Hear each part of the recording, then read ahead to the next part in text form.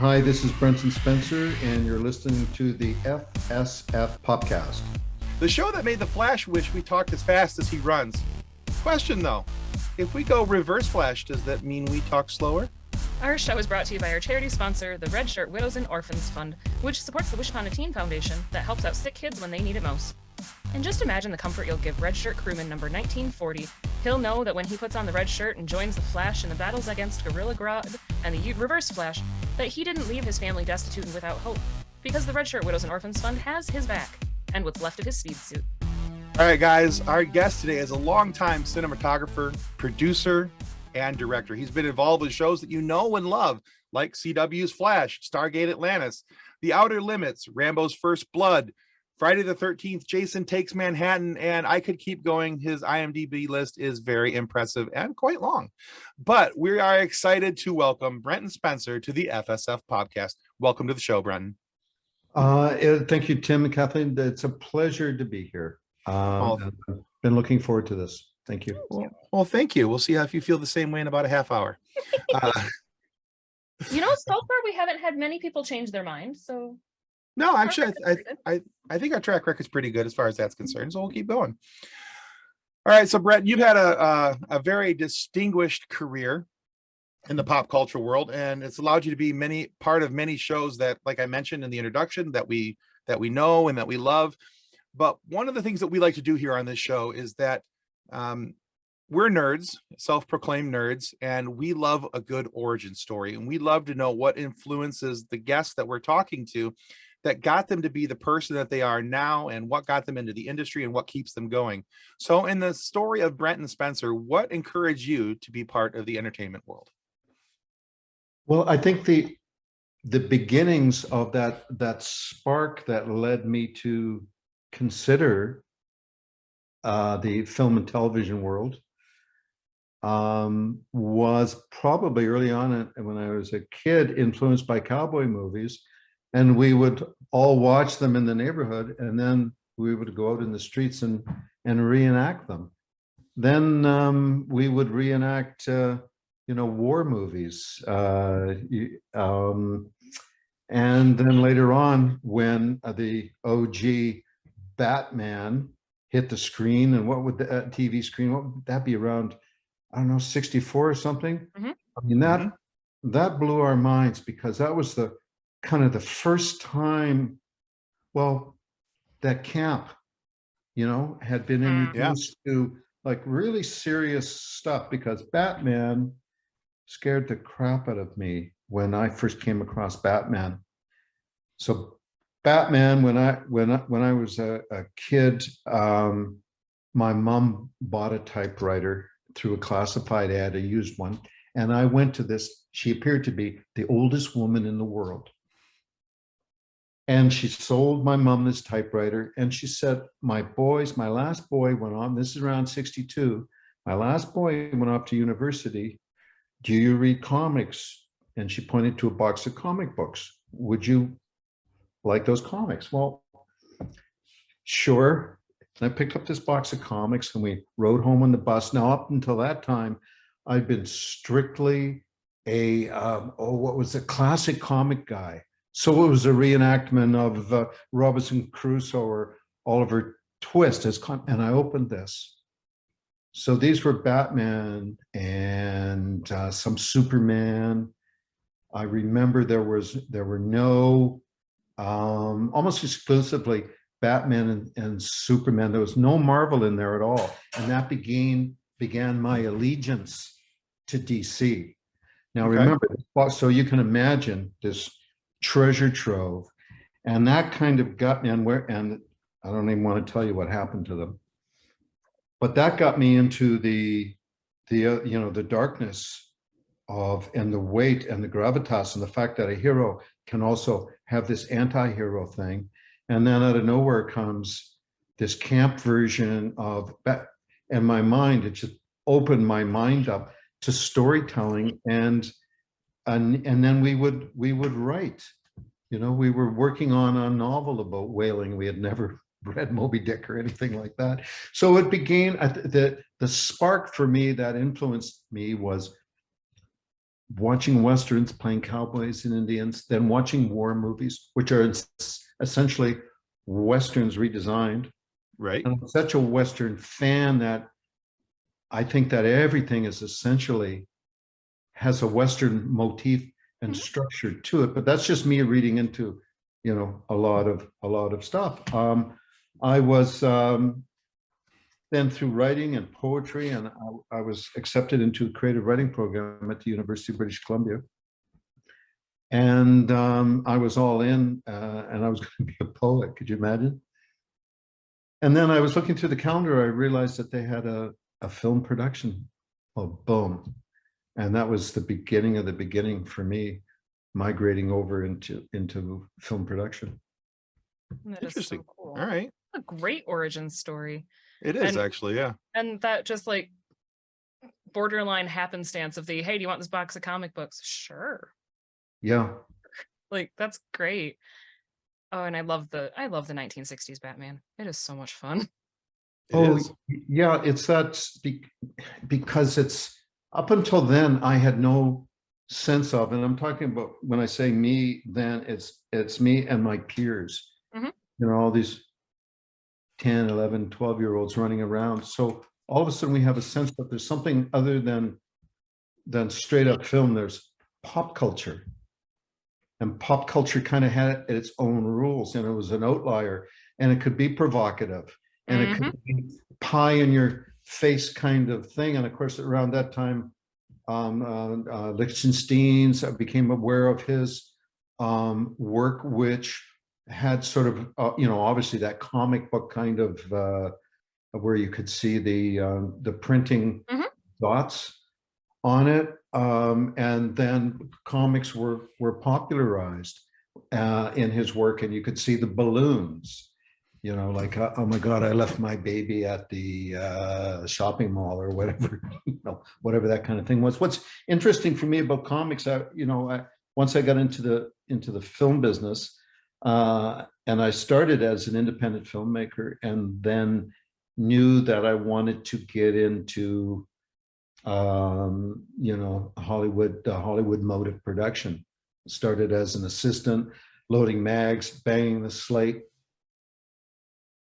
pulling focus. Then now it's time to operate. And a buddy said, we've got a TV series going. A friend from university, he was way ahead of us.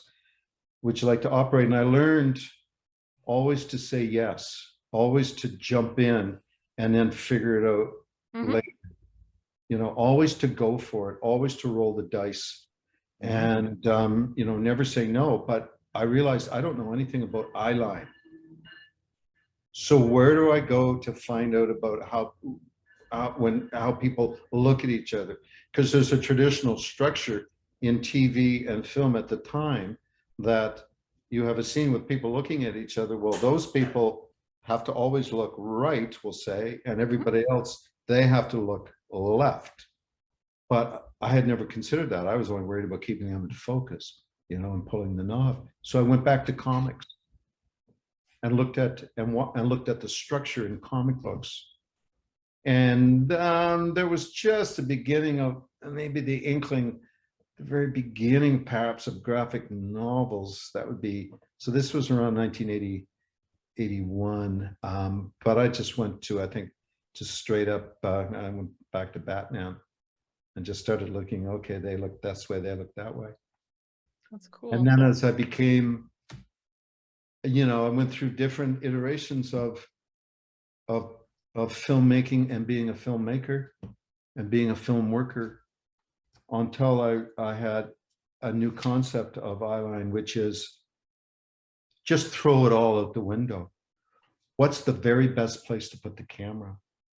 Because I've learned, and I feel that that it's only about what the camera sees.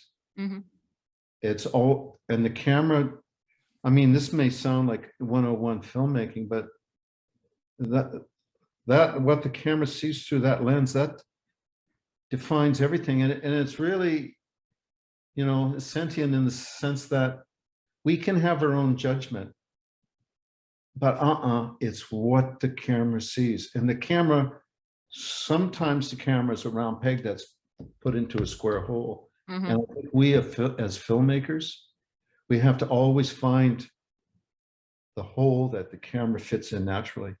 And we have to take the time when we go on a set or when we go to locations, to hold hands with the camera in a sense, and like, where do you want to go? As if you're taking a child to, the fairground or to a museum, do you want to go in the art section or so listen, and which means just feel.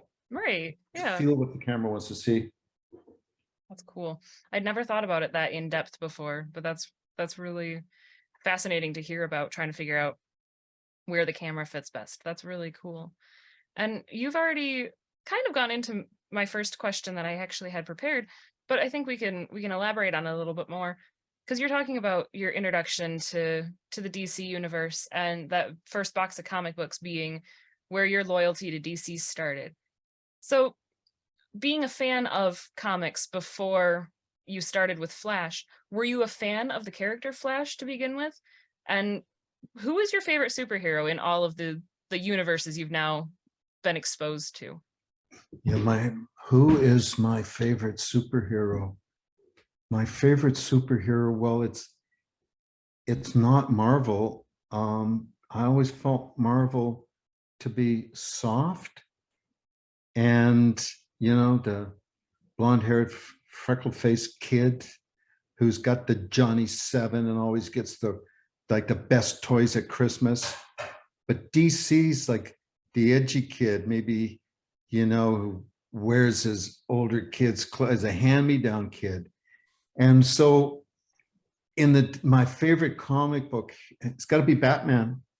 I'm sorry, I'm going right back to it. But in that box, and I've never heard of it since, there was a comic called Elastic Lad, and that was Jimmy Olsen, who had these superhero powers where he could stretch, and I never, ever, ever saw that reference again. It was called Elastic Lad. But yeah, it's Batman, because he's dark and he's mysterious, and he's has human frailties for a superhero.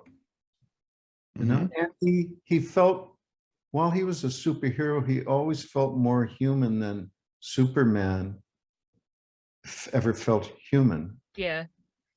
And I definitely agree with that. I think especially because in the grand scheme of things, Batman is a vigilante. He doesn't have superpowers. He doesn't have he has one. Money. He's got a bank account. That's his superpower. He's got an impressive bank account that I guess could count as a superpower. He gets to do whatever he wants with that bank account. If he needs it, he builds it. But I feel like that has been part of the reason that Batman has been so relatable to so many people, is he's not a Norse god. He's not the god of thunder. He's not been injected with a super soldier serum. He's just a guy who got tired of what was happening in his city, who lost his parents tragically at a young age. I definitely agree that the nitty gritty of Batman is, I also love Batman. So I'm right there with you. Well, I'd like to talk about whether or not he has superpowers, because in the whole German expressionist world that kind of came, and then there was that crucible of Marxism and self-realization and becoming the very best that a person can be. That's why Karl Marx said, religion is the opiate of the masses, kind of thing. So Batman became the very, very best that he could be. And so let's use a superlative. So he had to be extra or super, so there's something that everything that a human being can do, he maximized that and became like just this little bit more, because his physical feats are not your average kind of human feat. That's true. That's true. I'll give you that for sure. And so there's something mysterious about it. Okay, other straight up superheroes. There is an outside influence. Mm-hmm. It's radioactive or something cosmic. But maybe Batman was metaphysical. Maybe something out there, you know, maybe some kind of connection. I don't know, but there's something. I have never thought of it that way, and I absolutely love this. Yeah, see, I've always just thought of it as an intense drive to avoid failure, because I think in a lot of, you know, and I've seen it in some of the revisionings and retellings of his father's death, that he felt that his father had failed because, you know, he was killed and you know, and things like that. So he wanted to go with the exact opposite and make sure that he didn't fail, that he could succeed. And so he had maybe not superpowers, but he had this super drive that allowed him to push past what the normal guy was going to, where the normal guy was going to stop. Bruce Wayne was going to keep pushing. Batman was going to keep pushing and go past that, even if he was physically tired and exhausted and you know, even broken at times. He was going to fix himself to get bigger, better, faster. I can definitely see that as its own superpower, though. Yeah.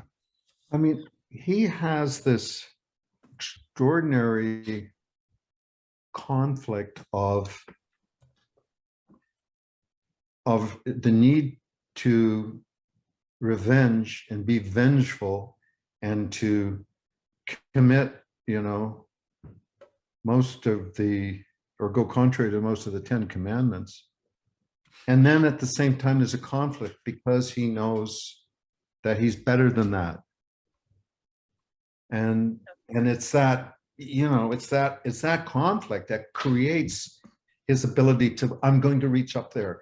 I'm going to throw my bat hook. I'm going to jump. I'm going to confront. I'm going to drive the Batmobile in an insane, like not even a Formula One driver can do. And he faces fear all the time. It's like, you know, we all humans fear. I mean, that's how we survive. We've got to know, oh shit, don't stick your head in the dragon's mouth, right? Don't stick your head in the lion's mouth. He rejects all that. Does he have a death wish? And no, because then there must be some internal pain that he's always struggling with. Mm-hmm. You know what? Well, like his parents were killed in the most horrible way, and he does feel that his father.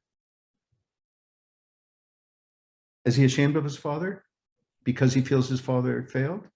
And therefore, does he have some kind of weird shame that he has to overcompensate for it? I don't know, man. That's a good question. Yeah. And now, a word from our show sponsor, Level Up Sabers.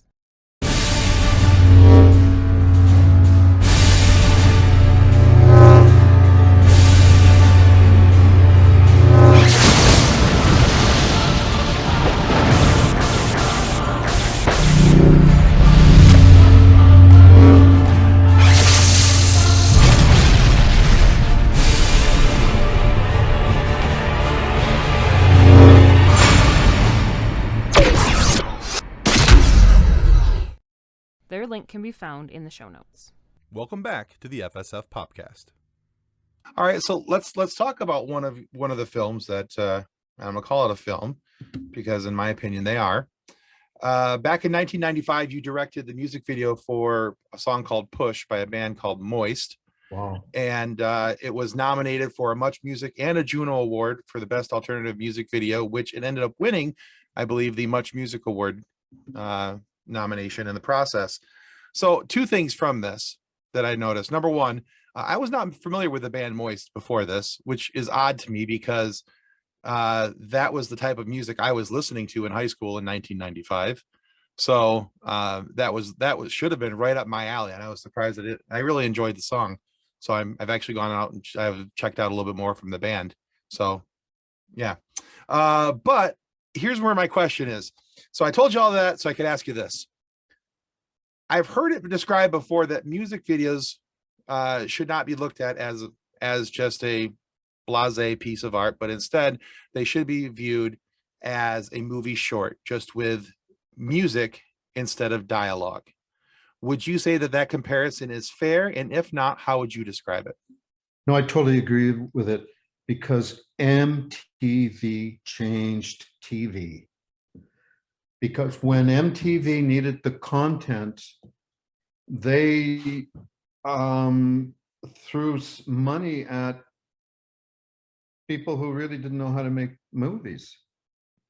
So they weren't shackled by all these conventions of eyeline. You got to look here, you got to look there, by all the Hollywood convention of how you have to do stuff.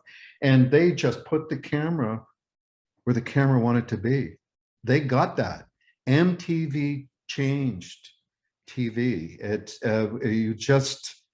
became about story and character set to music, but there was always a story there, and the characters, of course, either it's the parallel narrative that goes on about the guy and the girl or whatever, or it's just straight up what the musicians are doing, cut the music, and yeah. So they are movies. They're legitimate narratives. Okay. Did I answer the question? Oh, absolutely. Yeah. I just thought it was kind of interesting because, you know, I grew up in the MTV generation. You know, I was born in 76. I grew up with, you know, coming home from school and turning on MTV and watching the top 10 videos of the day, and Total Request Live and all that kind of stuff, and things that were on MTV at the time. So I personally always looked at them like little miniature movies for the most part. I mean, there were some that were just, you know, people were just doing something so they have a video of something, you know, for their song, something that they could, you know, use to promote their music. But I always thought, for the most part, a good video tied into the song well, and it got people to talk about it. It got people to have a conversation, not only about the band, but about the song and what that made, you know, hey, what did you think that music video meant? And, you know, did that have anything to do with the song, or do you think it helped it explain the lyrics and things along those lines? And I think that movie shorts, if you're looking at a short movie, it can do the very same thing for the topic. You can go from having, you know, instead of having an hour and a half movie, you have a 10-minute movie, and they have to get right into the meat of things. And here it is, and here's all the information, and it drives thought and conversation if it's done well. And so for me, I see a lot of parallels between the two. Oh yeah, absolutely. The music video, the short film, they're all part of that narrative structure of a Hollywood feature film.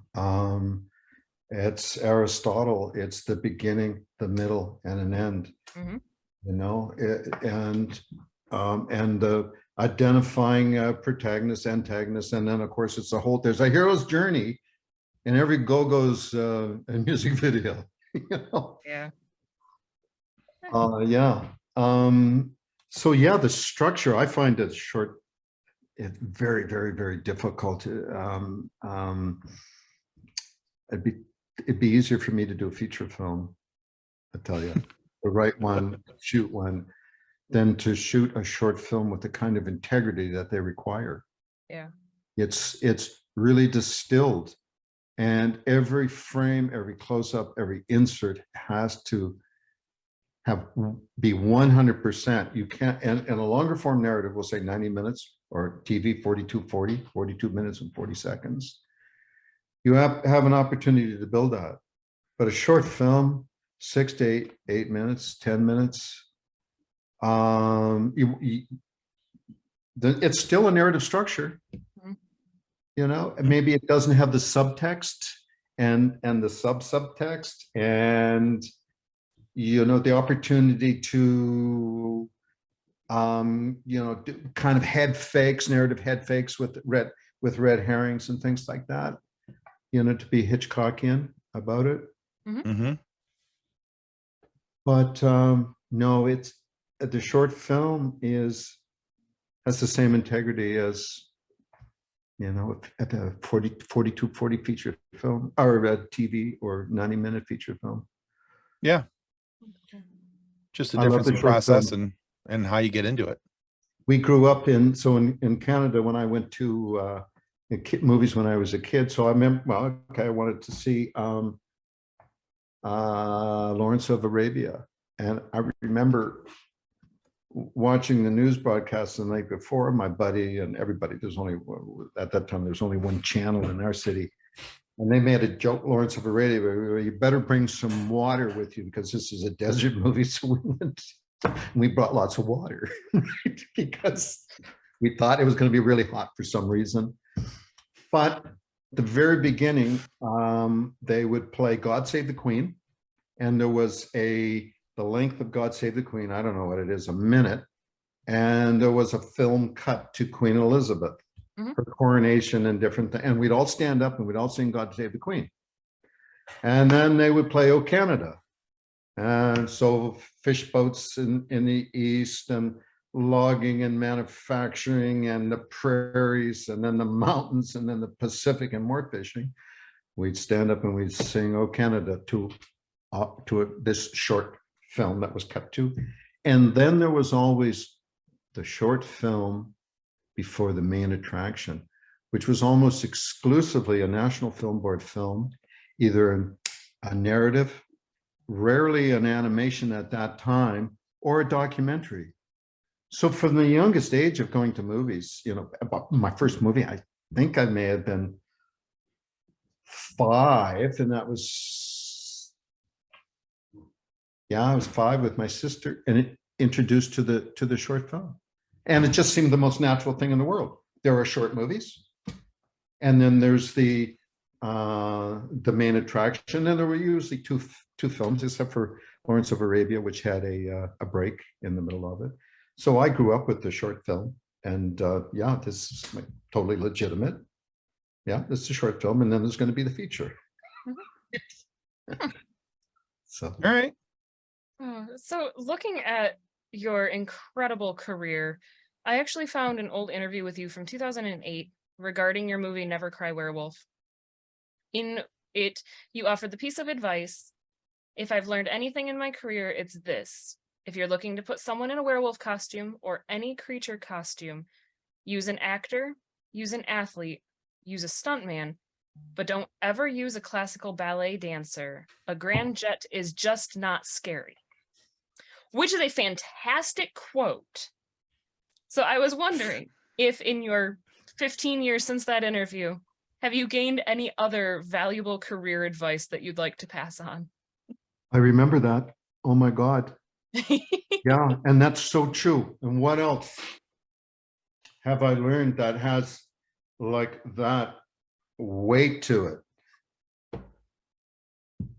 It was just making me think of a werewolf in a tutu, and that would not be scary.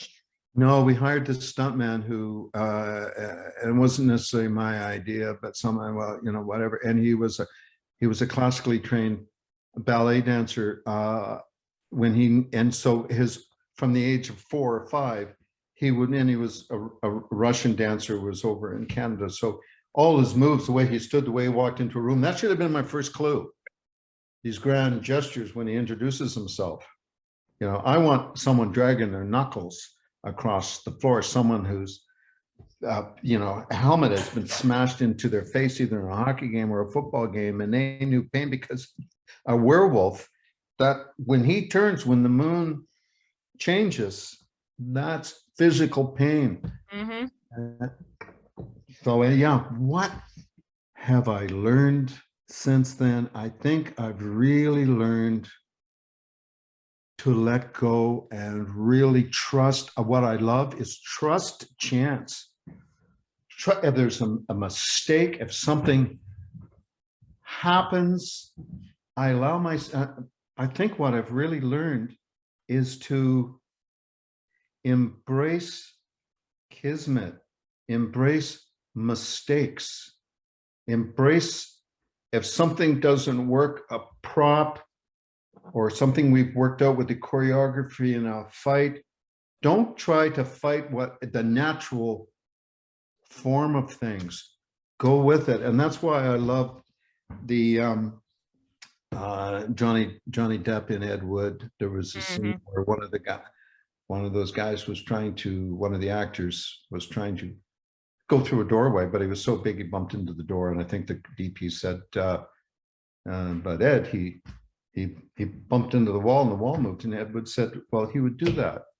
Of course he would do that. And what's that so brilliant about Ed Wood is that he just embraced what he was given and gave it love, gave it credibility, gave it respect, instead of trying to fight against, what he didn't have. Mhm. I mean, yeah, he had hubcaps for flying saucers, for goodness sake, and a bunch of really burned out, horror film actors. And what has it given us?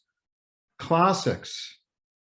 There's extraordinary classics which were the antithesis of the slickness of what Hollywood was trying to do. Hollywood, there's a concept called Fordism, which is the mechanical assembly line production of something, of a widget. Right. And of course, because of Henry Ford. And that's the reason why Hollywood films have been able to dominate, because they got into the understanding of Fordism, and the manufacture of film and Hollywood movies went out around the world.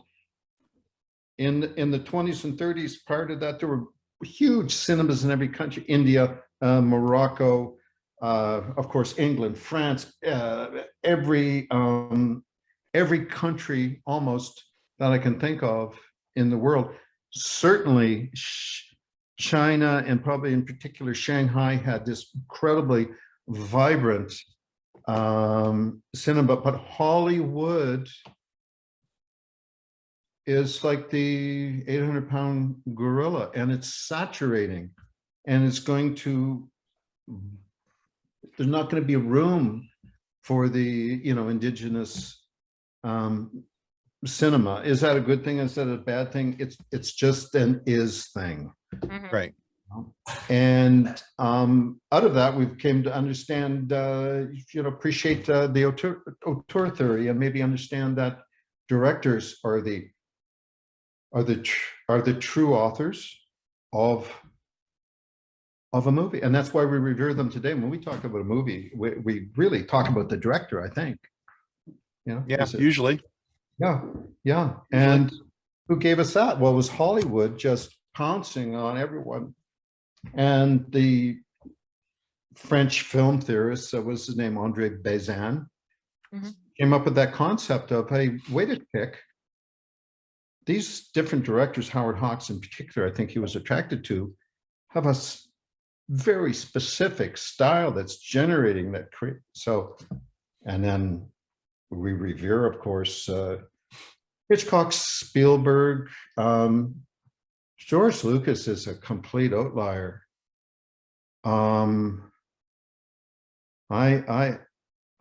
Yes, he's a director, but George Lucas is more than that.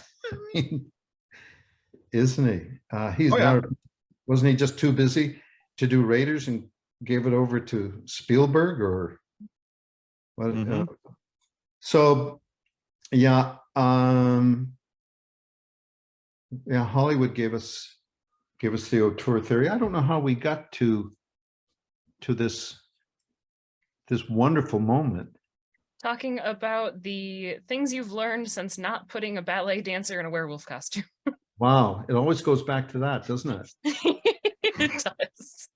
Yeah. So it's letting go and being able to drop back after you prep and prepare and visit your locations. If you're going to shoot a location at night, scout it at night. And be ready and know your props, and know when you're going to need the rubber knife, the double, and the real knife for the close-up. When you can use a pistol from a distance, when it can just be a widget, or does it have to be the real thing? What kind of can we go with this bare bones location? Does it have to be a car, or can we be on a streetcar because we can afford that? So once you dissect that script and you're ready to go, and you know everything, and you know exactly how you're going to do it, you've got your shot list, just let it all go and go in there and be ready to accept the spirit of the location. And I don't mean the poltergeist of it, but I'm the feeling, the vibe Right. of everything coming together, and to be aware of that. And that means, as a director, you have to be in two places. You have to be up close with the camera, or now the monitor, right?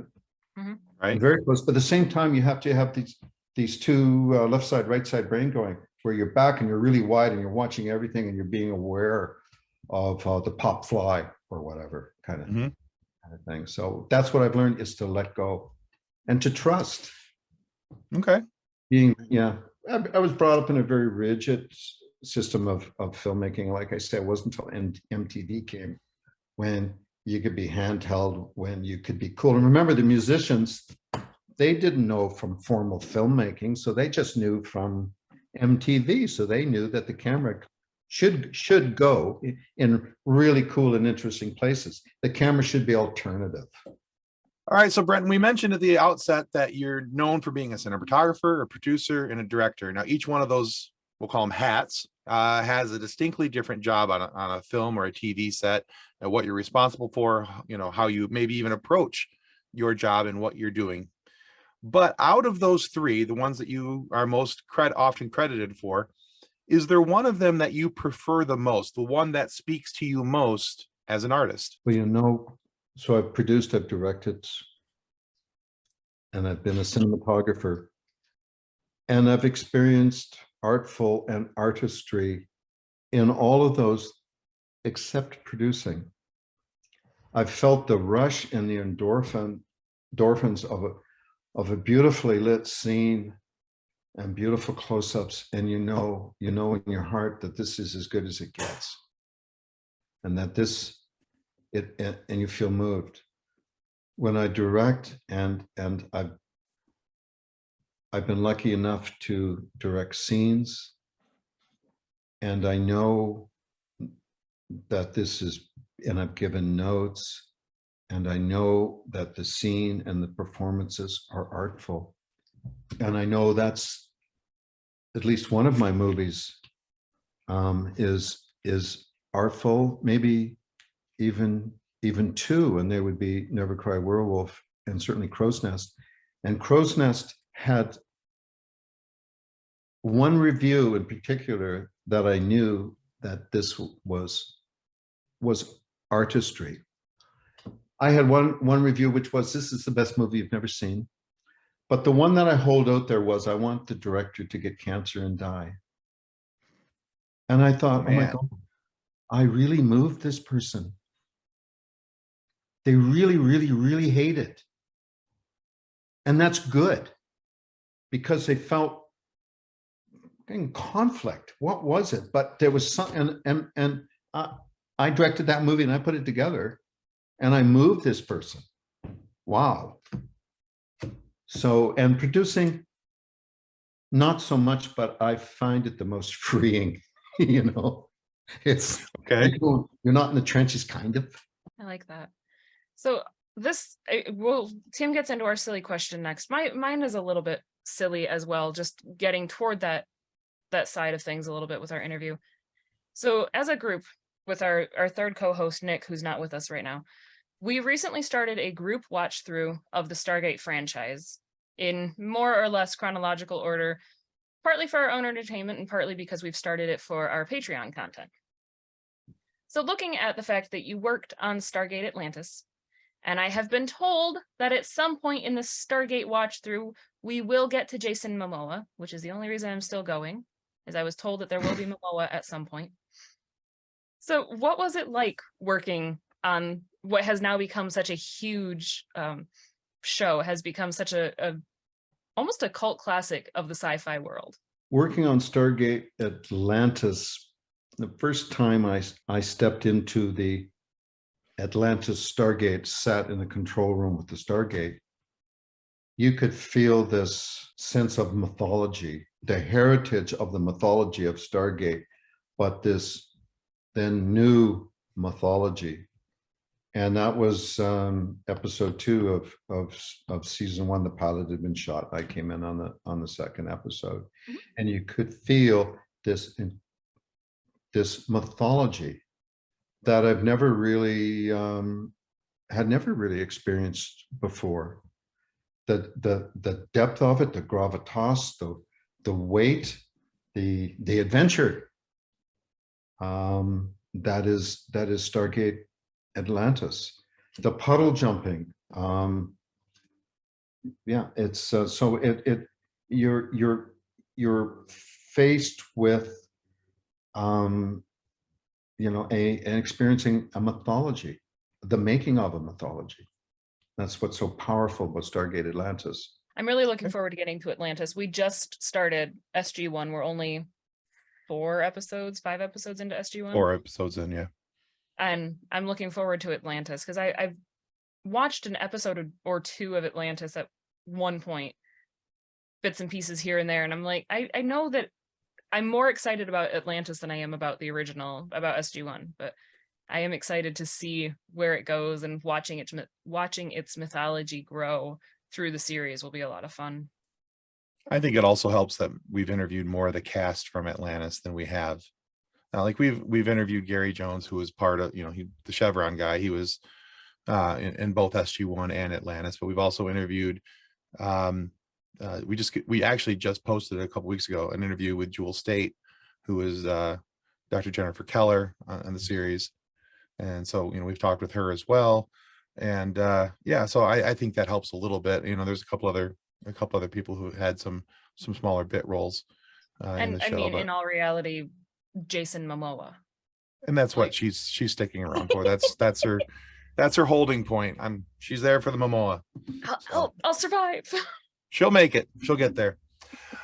All right, Brenton, we are at the point in our show where we'd like to finish off our line of questions with what we call our silly question. You can answer this as silly or as serious as you would like. Okay? It's a challenge. All right. We all look in the past and we get nostalgic about something. In 30 years, what will people be nostalgic for? In 30 years, I think people will be nostalgic for the Western. Ooh. And they will be nostalgic for that because that is something that is so, because it has influenced Kurosawa and George Lucas in particular. It influenced the French New Wave filmmaker. One of them said, it may have been Truffaut said, all you need is a girl and a gun. But that's the Western. The gangster movies were Westerns. Public Enemy. These are all the concepts and the conceits and the motifs of Westerns. Everything at the Western has. What was one of the very first movies was a Western, other than who was it? Not the Maisel brothers, but the French filmmakers shooting people coming out of a factory. But the first narrative was that cowboy in the hat. So they will be nostalgic for real Westerns, not CG Westerns. Westerns where you can feel the dust and the grit and the sun and the sweat. And that's what we lose with CG. We lose the visceral connection. And nothing has it more than a Western. I can definitely see that. I grew up watching Westerns with my grandpa. I can definitely see that visceral connection. It's really cool. Excellent. I like that answer. Sorry, I'm over here just thinking about it with I can totally see how people will be nostalgic for Westerns. Anyway, I'm good now. Oh, Brenton, thank you so much for joining us on our show today. Where can our listeners and our viewers go to find out more about you and your work? Well, Brenton Spencer Films on Instagram, and BrentonSpencerFilms.com is my website. So looking to break some new things. My development partner, I can't call him my writing partner, but John Shepard, we've done so much work together, and we produced Crow's Nest, and at the time IFC wanted to do a franchise, wanted to do 4 more, so a series of 5, and John wrote, we beat out and John wrote 2 scripts, but for various reasons, it didn't happen, and none of it being IFC's want or our ability to deliver. So that is what we are pursuing, and we are so hopeful that that's going to happen. Awesome. Let's Well, look forward to that, folks. Maybe some of the best movies you will have seen, because Crow's Nest was called one of the best movies you've never seen, and maybe we'll move people, but perhaps in a different way than some of them were moved in the first one. But well, let's hope so. Yeah. Awesome. Well, we will link your website, and we will make sure that our viewers know what you've got coming, because you've got some cool stuff. You've got some really cool stuff coming. I'm excited. Yeah, thank you. This has been a great pleasure. Some of the questions that you've asked, the way they've ignited this incredibly thoughtful, philosophic. I had never considered that the origins of Batman in the sense of his potential superhero. Yeah. Mhm. That was a riff that came out of our conversation. That was brilliant. It was very fun. cool. This was a very, very cool conversation. We enjoyed appreciate it. you being here so much. Yeah, thank you. I did too. Thank you. This was a real pleasure, and thank you for having me. Thank Yeah, you. absolutely. We want to take this time to remind everybody that subscribing is the single most important thing that you can do to help our show continue to grow and get more amazing guests like Brenton Spencer here today to have these fun conversations for you guys to be able to listen to. So please subscribe. It helps us well more than we can ever really tell you. And be sure to check out Brenton's work as well. His link to his website will be down below, and you can check out his Instagram page as well. But if for whatever reason you are not happy with the content of our show today, please feel free to lodge a complaint with the head of our complaint department. That, of course, is Gorilla Grodd, nemesis of the Flash. You're going to want to send in 2 copies of your complaint form, though, because Gorilla has a pretty logical filing system. So really only 2 copies are required. You have to remember, he's a genius gorilla. But take care in how you report your malfeasances, because Grodd has a stunning lack of anger control and strength to match. So although we probably deserve a good reprimand for our less than professional podcasting skills, neither Kathleen nor I want to get our arms ripped off, AKA Wookiee style, just because we suck. So be nice, maybe. Thank you Awesome. again, Brenton. Thank you. Thank you. Thank you very much, guys. All right, guys, that's going to finish us up for the FSF PopCast. Goodbye. On behalf of the rest of the hosts of the FSF PopCast, we want to thank you for listening to this episode. If you'd like to be a guest on a future episode, please contact us by means of Twitter or Instagram using the handle @FSF PopCast, or go to www.fsfpopcast.com and click on the Contact Me link. Thanks again, and hope you enjoyed the episode. Copyright 2023 FSF PopCast. Reference to any specific product or entity mentioned on this podcast does not constitute an endorsement or recommendation by FSF PopCast. The views expressed by the guests are their own, and their appearance on the program does not imply an endorsement of them or any entity they represent. If you have any questions about this disclaimer, please contact us via email at info@fsfpopcast.com. Original music by Jordan Michaels.